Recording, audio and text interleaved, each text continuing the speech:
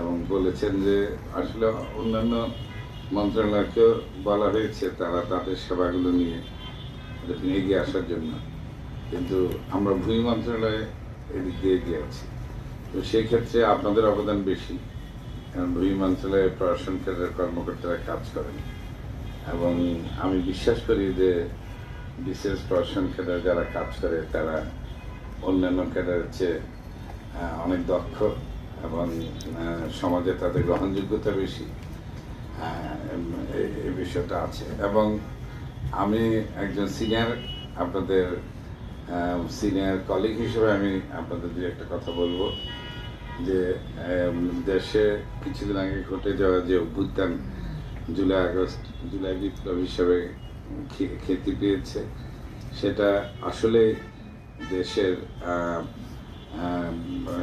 যে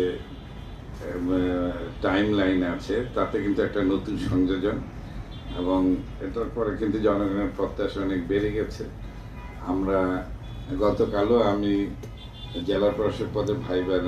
ছিলাম এবং বলেছেন যে আসলে অন্যান্য মন্ত্রণালয়কেও বলা হয়েছে তারা তাদের সেবাগুলো নিয়ে এগিয়ে আসার জন্য,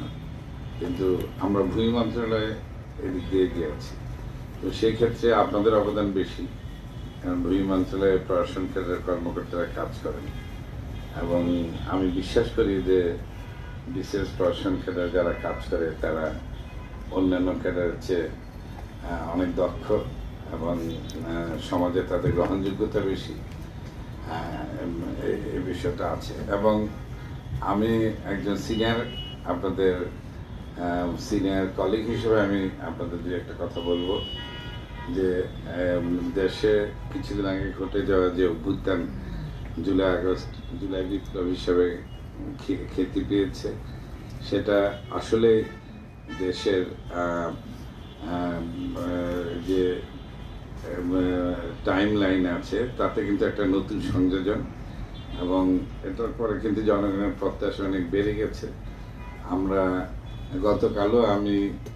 জেলা প্রশাসক পদে ভাইবা ছিলাম